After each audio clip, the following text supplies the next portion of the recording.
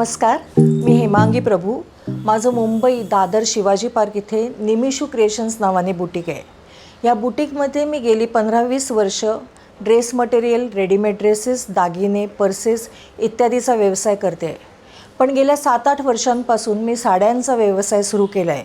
आणि हा व्यवसाय करत असतानाच मला साड्यांची जी माहिती, जो इतिहास कळला, तो तुम्हा सर्वांबरोबर शेअर करावा म्हणून हे चॅनेल.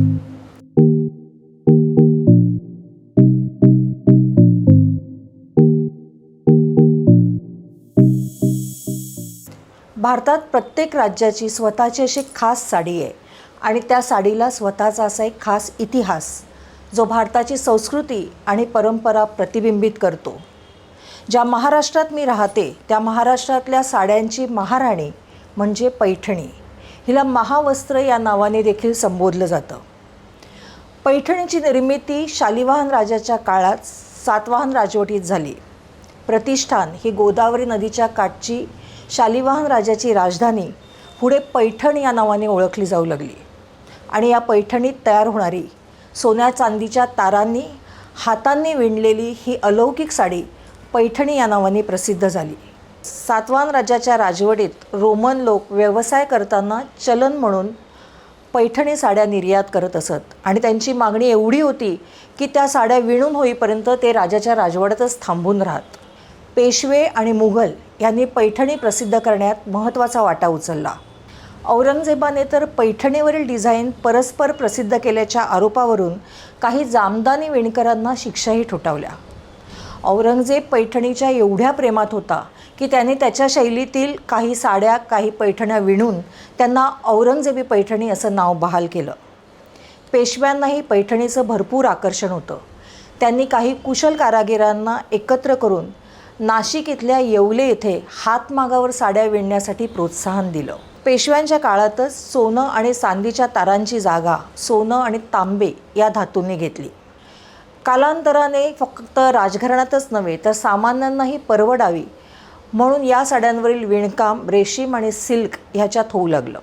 पैठणीवर तयार होणारे डिझाईन ही केवळ मोहक चित्रकारिता नसून त्याच्यावरचा प्रत्येक मोटिफ हे आयुष्य, आध्यात्मिकता आणि संस्कृती ह्याचं प्रतीक आहे.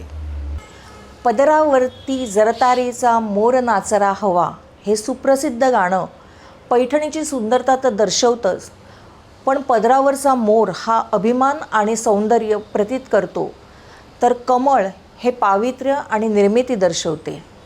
पैठणीच्या रंगांमध्ये प्रामुख्याने 2 प्रकार आढळतात. एक म्हणजे पारंपरिक आणि दुसरा म्हणजे आधुनिक. पारंपरिक रंगात 3 प्रकार असतात. पहिला काळी चंद्रकला. ही साडी पूर्ण काळ्या रंगाची असते आणि तिची बॉर्डर लाल असते. दुसरी पूर्णपणे पोपटी रंगात बनवलेली राघू पैठणी आणि तिसरी शिरोडक पैठणी जी पूर्ण पांढऱ्या रंगात बनवली जाते. पैठणीच्या रंगाप्रमाणेच पैठणीच्या डिझाईननुसार अनेक प्रकार आहेत, पण त्यातील निवडक प्रकार म्हणजे बांगडी मोर पैठणी. यात बांगडीच्या डिझाईनमध्ये मोराची नक्षी केलेली असते.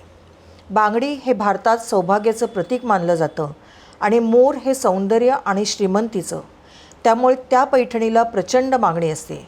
दुसरी ब्रोकेड पैठणी, ज्यात फक्त पदर किंवा काठांवर नक्षी नसून पूर्ण साडीवर फुलं, पानं, वेली, पशुपक्षी यांची नक्षी केली जाते.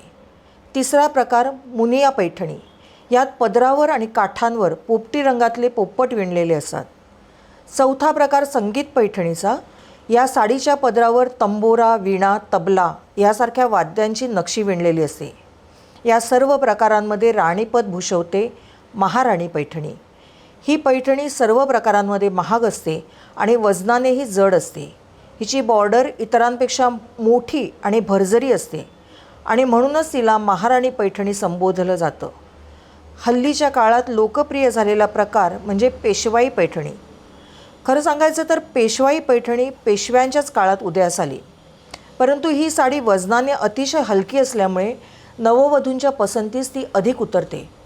बाजीराव मस्तानीसारख्या ऐतिहासिक बॉलिवूड चित्रपटांमध्ये देखील पेशवाई पैठणी नजरेस पडते. नक्षीप्रमाणेच पदरावरूनही पैठणीचे प्रकार आहेत. 2 मुख्य प्रकार म्हणजे सिंगल पल्लू पैठणी.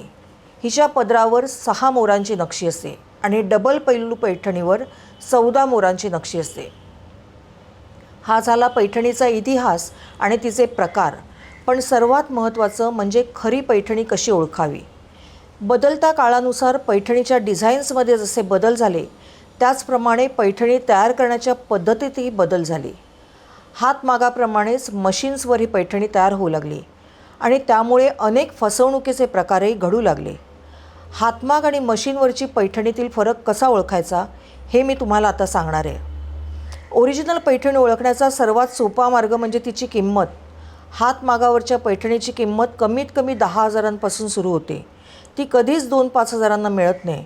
तसंच खऱ्या पैठणीची कमीत कमी 10 वर्षाची वॉरंटी दुकानदार देतो, जी मशीनवरच्या पैठणीला दिली जात नाही. हातमागावर तयार केलेल्या पैठणीचे धागे दोन्ही बाजूंना सारखे दिसतात. यात धागा कुठेही कापला जात नाही. या उलट मशीनवर बनवलेल्या पैठणीचे धागे दोन्ही बाजूंनी वेगळे आणि तुटलेले दिसतात. ओरिजिनल पैठणीचं नक्षीकामही दोन्ही बाजूंनी सारखं असतं. ओरिजिनल पैठणीची बॉर्डर आणि पदर दोन्ही डिझाईन्स सारखे दिसतात. खऱ्या पैठणीची जर शुद्ध असते आणि म्हणून ती कधीच काळी पडत नाही. या मौल्यवान साडीची काळजीही तितकीच जिवापाड घेतली पाहिजे. पैठणी मलमल किंवा कॉटन कपड्यात गुंडाळून ठेवावी, त्यामुळे त्याची जर छान टिकते. जरीला पाणी लागणार नाही याची काळजी घ्यावी. साडीवर थेट सूर्यप्रकाश पडू देऊ नये. साडीवर थेट परफ्यूम मारू नये. प्रत्येक वापरानंतर साडी धुवू नये. गरज असेल तरच धुवावी, पण घरी न धुता ड्रायक्लिनिंगला द्यावी. वर्षातून किमान एकदा साडीला ऊन दाखवावं, परंतु साडीवर डायरेक्ट ऊन पडणार नाही ह्याची मात्र काळजी घ्यावी. थोडक्यात काय तर साडी सावलीत टाकावी, त्यामुळे त्याची चमक जाणार नाही. फ्रेंड्स, मी माझ्या कुठल्याही एपिसोडमध्ये कुठल्याही दुकानाचं किंवा कुठल्याही ब्रँडचं प्रमोशन करणार नाही आहे. त्यामुळे या ओरिजिनल हातमागावरच्या साड्या, पैठणी साड्या किंवा मशीनच्या साड्या या कुठे मिळतात हे मी तुम्हाला एक जनरल इन्फॉर्मेशन देऊ शकते. ज्याप्रमाणे हातमागावरच्या ओरिजिनल साड्या तुम्हाला नाशिक इथल्या येवले इथे मिळतील आणि ज्या लोकांना तिथे जाणं शक्य नसेल ते ऑनलाईन शॉपिंग त्यांच्या ऑनलाईन शॉप्समधनं करू शकतात. त्याचप्रमाणे मंत्रा, अमेझॉन किंवा फ्लिपकार्टसारख्या ई-कॉमर्स शॉप्समधनंही याचं ऑनलाईन शॉपिंग होऊ शकतं, जिकडे तुम्हाला मशीनवरच्याच तशाच हातमागावरच्या ओरिजिनल साड्यांची भरपूर व्हरायटी बघता येऊ शकते. अनेक राजवटी आल्या गेल्या, व्यापाराची परिमाणं बदलली, नवनवीन टेक्निक्स आणि त्याचबरोबर नवनवीन साधनं आली. परंतु या सर्व गडबडीत, घाईगर्दीत पैठणीने मात्र आपलं सम्राज्ञी पद अबाधित ठेवलं आणि म्हणूनच ती महाराष्ट्राची गौरवगीत ठरली. माझा जर का हा एपिसोड तुम्हाला आवडला असेल तर लाईक करा, माझं चॅनल सबस्क्राईब करा आणि सर्व मैत्रिणींकडे शेअर करा. तर आता भेटूया आपण पुढच्या नवीन एपिसोडला नवीन साडी घेऊन.